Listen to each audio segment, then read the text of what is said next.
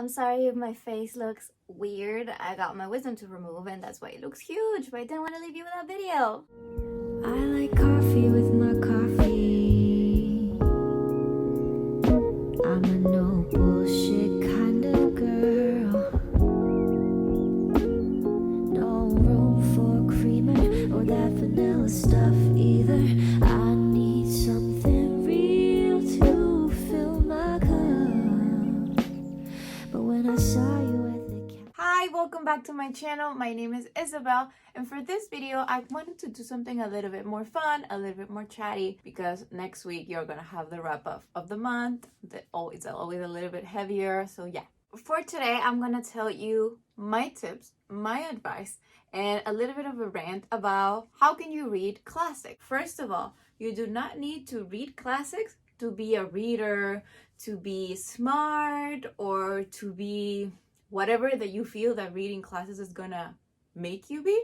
It is not. But if you are here because you actually want to read this, or you're in a class when you are required to read a classic and you have no idea how to start, this is your video. First of all, you need to know what is a classic so you can decide if the book that you are reading, in case that you were the one that picked it, is appropriate for your reading experience, just to select something that you're more likely to enjoy. There's a big debate currently about classics because there's something called the literary canon. In each book within the literary canon gets the title of a classic because it fulfills this role. This canon, however, has been made is a collaborative effort that has included books for many decades that comes from antiquity. The problem is there's a lot of cultural biases and a lot of white dead old men in this canon. Because of this white Eurocentric view of literature and what is worthy to be included, you cannot take the literary canon of classics as this is high literature versus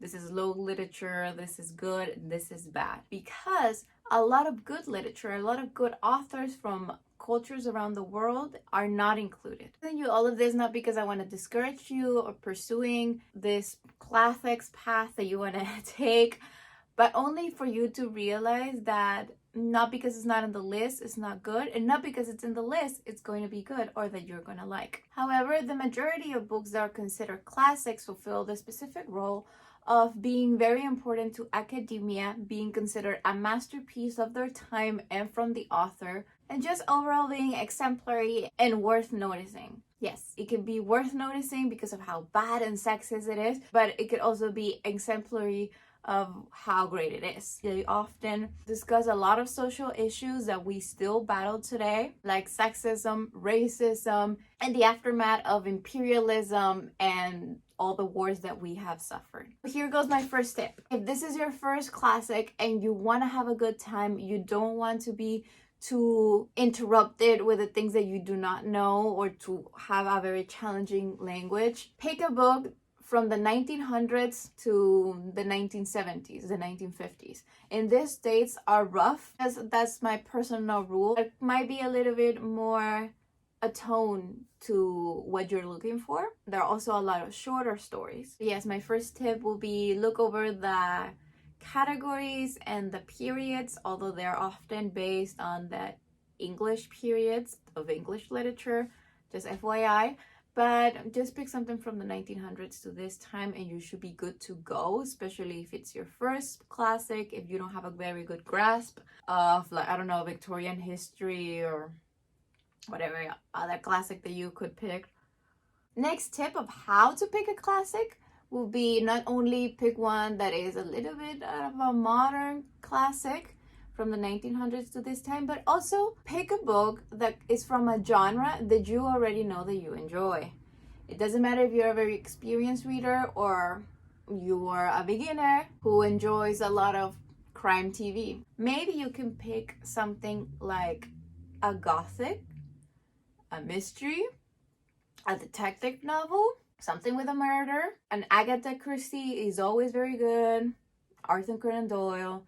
The big names, they have a lot of short stories that are very easy to read and very digestible, and you're gonna feel very accomplished. If you are not into that and you love romances. Well, pick one, and this romance, if it's a classic and it is a masterpiece, you're gonna see it echoed in other books that maybe you have already read.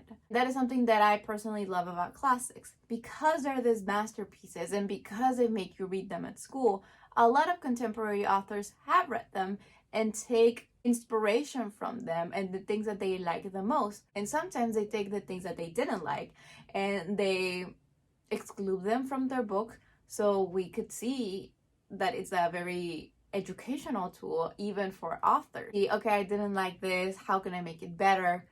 How can I skip this thing that I see as a mistake in my own novel? Okay, so maybe controversial tip or advice, but if you already watched a movie based on a classic, because I'm not gonna pretend that you live under a rock, and you liked it, you liked the story, read the book.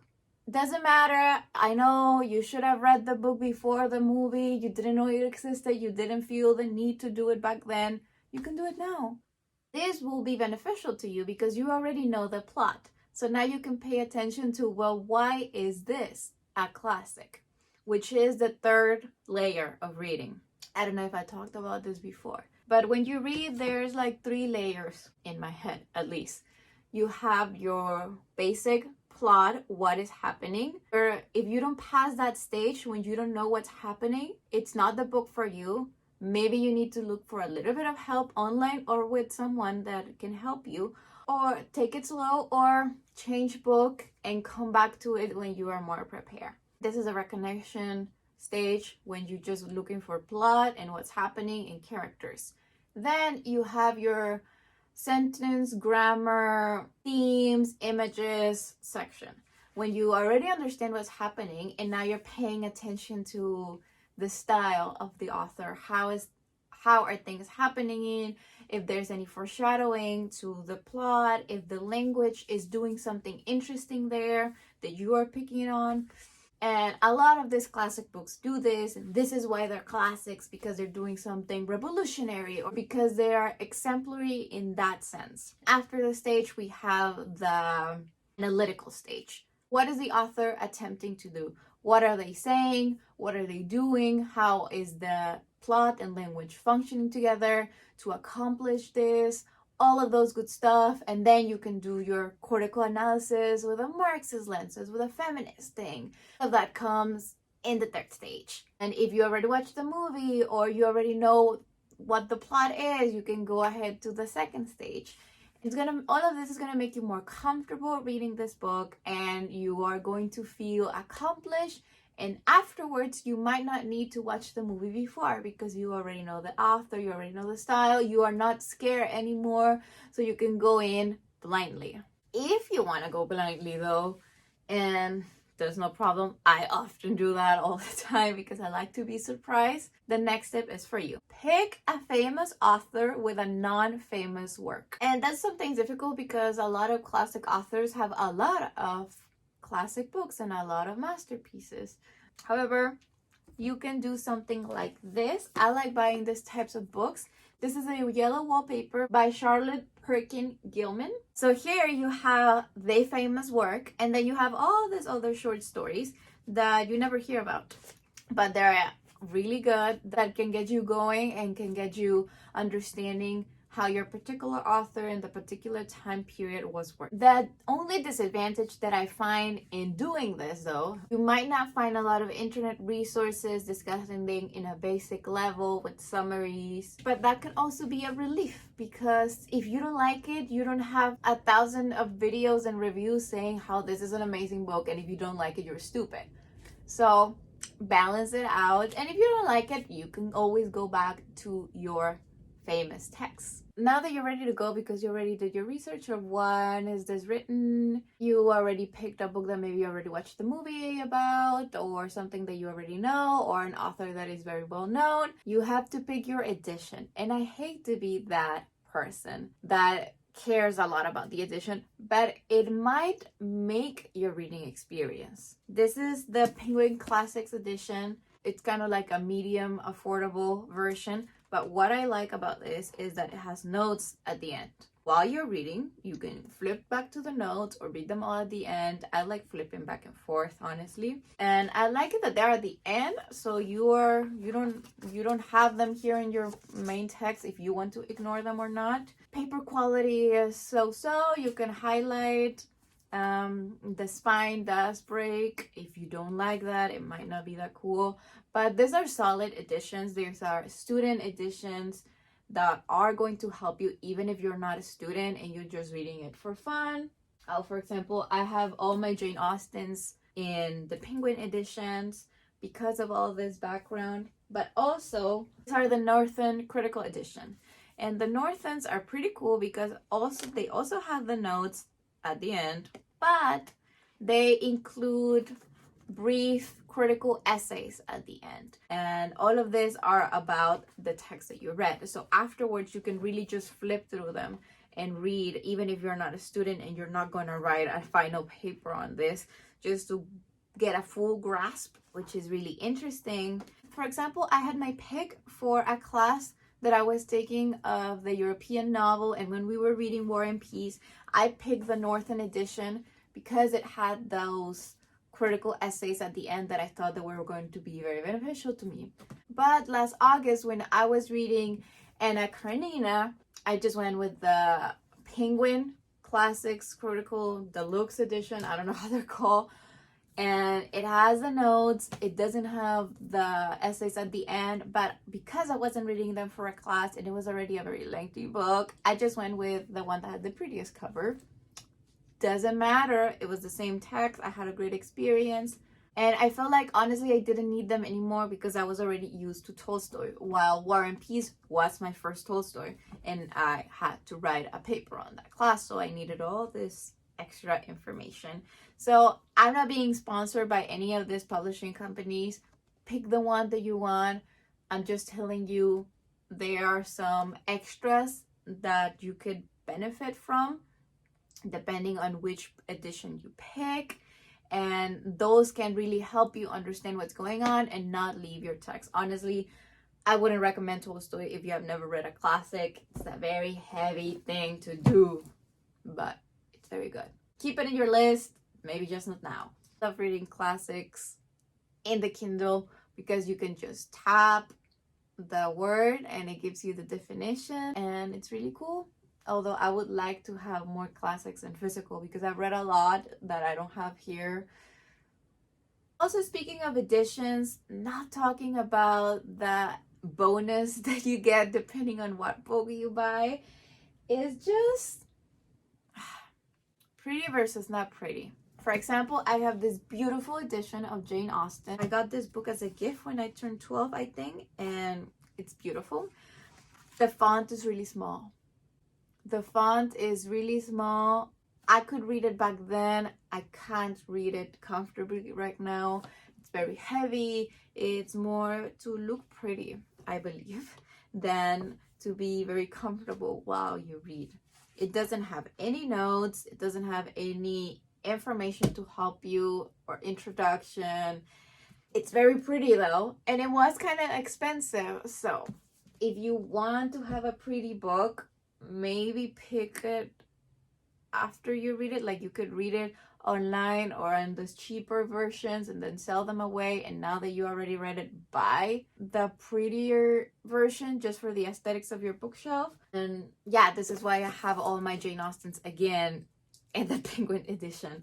The conclusion for this section of the video: pick a good edition that has notes, that has space for margin notes if you're into that like me, that has some critical reviews at the end if you are into that, and just has a good font. If you are more interested in this topic as a whole of, okay, I want to read all the classics for this certain period, or I want to have a lot of choices, I have the Northern editions.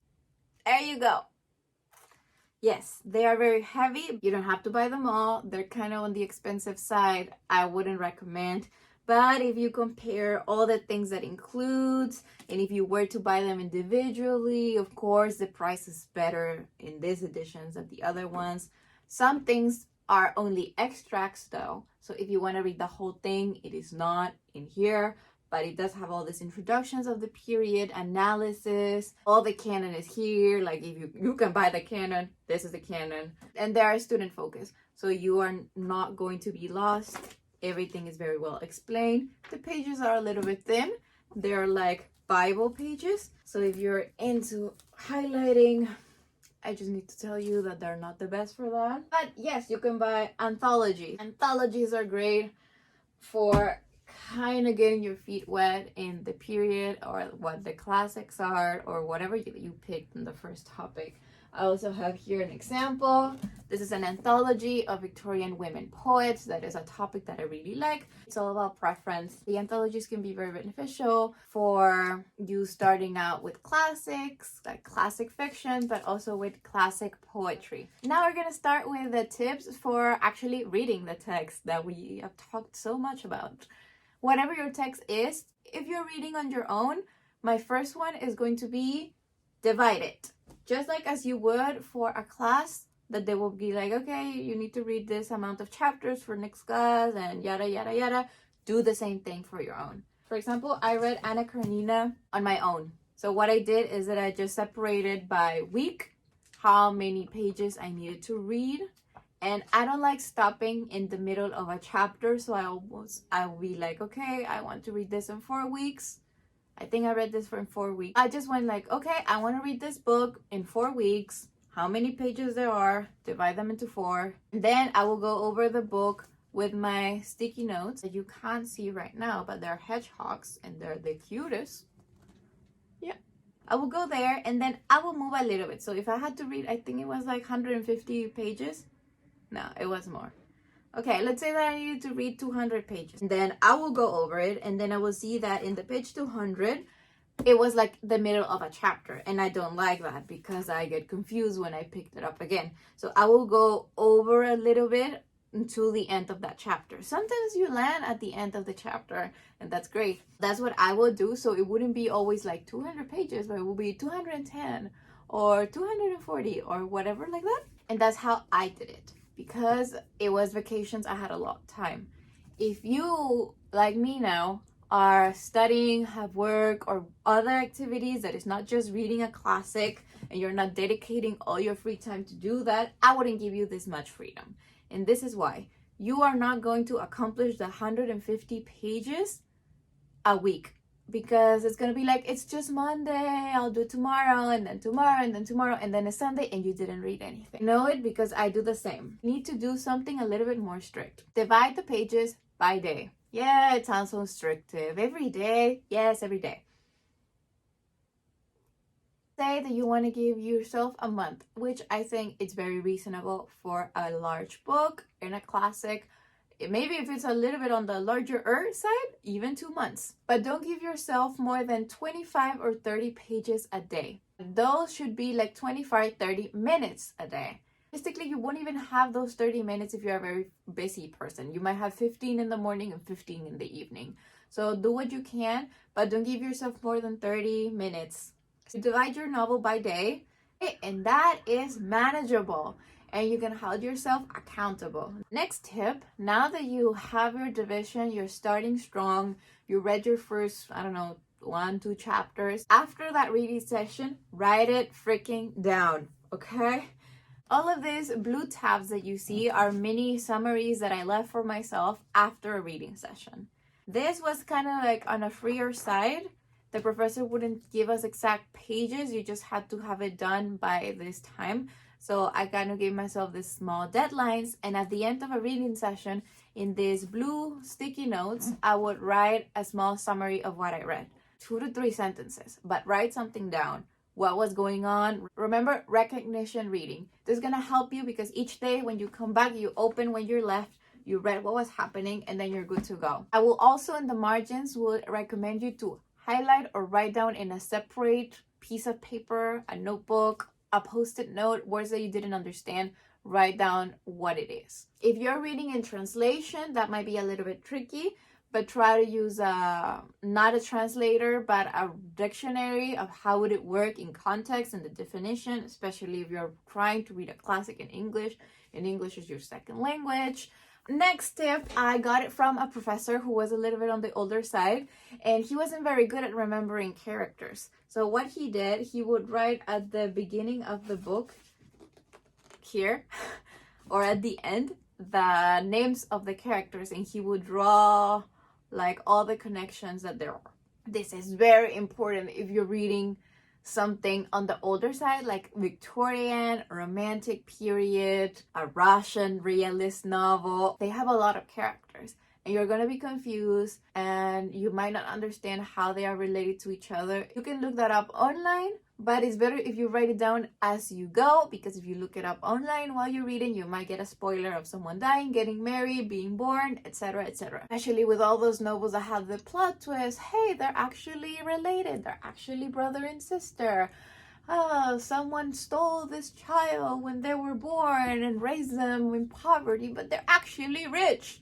Yes, you don't want to spoil all of that good stuff, so write it as you go. Of course, if you know me, you know the next thing that I'm gonna say, color code things and use a lot of markers and just different colors. And that is a controversial tip as well, because not everyone likes marking their books. I don't care. That is the best way of reading. Don't comment. A lot of people have very sophisticated marking techniques when they give different flags a different meaning.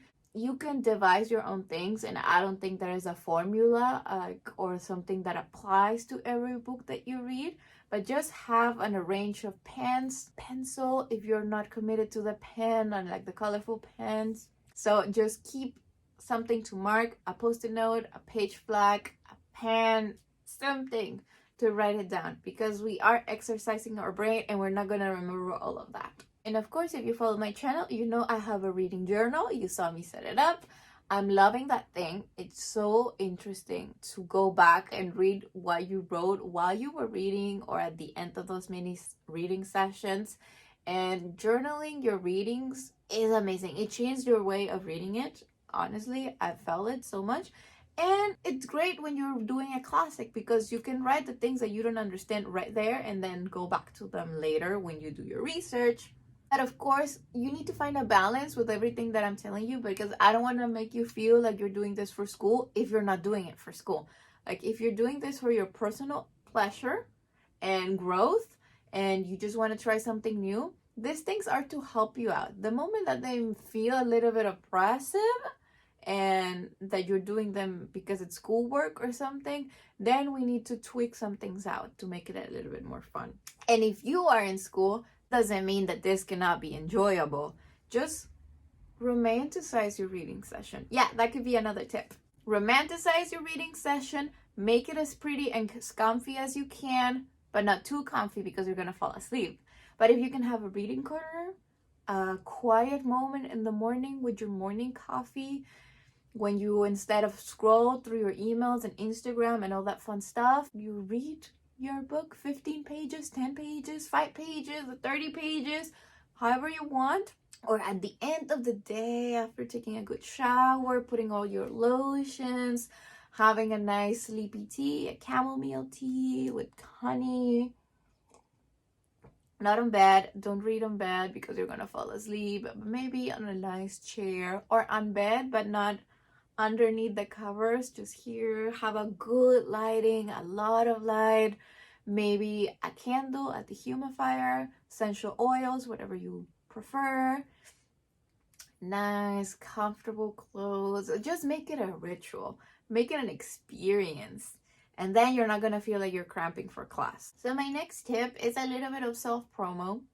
Find a community after you read your classic or while you are reading your classic. I mean, maybe if you're a student reading it for class, you already have that community because everyone in your class is reading this and you're going to talk about it a lot, and then you're going to, I don't know, give a paper or whatever. So what you don't want is to keep talking about these things, I think. But if you are not in a class and you're doing this for fun, as I know that a lot of my subscribers are looking into reading for fun and entertainment and self-growth, and there are a lot of reading clubs and reading challenges that go through classics, and they help you, they give you information, they have a live or whatever, and it's very interesting. I've done that before. I've been with the El Librero de Valentina when they only read classics. I read a lot of classics with them, And I read them in English and they're in English, and they usually read them in translation, and there's no problem there because at the time of talking about it, it is the same text. In that note, I want to invite you because next month, April 2021, I'm going to be reading Middlemarch. Yes, by George Eliot. I think I mentioned before my bachelor's, I did my honors thesis comparing George Eliot to another author. And I didn't read Middlemarch for that. But when I was doing my research, everyone was talking about Middlemarch because it's her masterpiece. And I was like, yeah, I'll buy that. And I never read it because I was very busy. But I feel like I want to.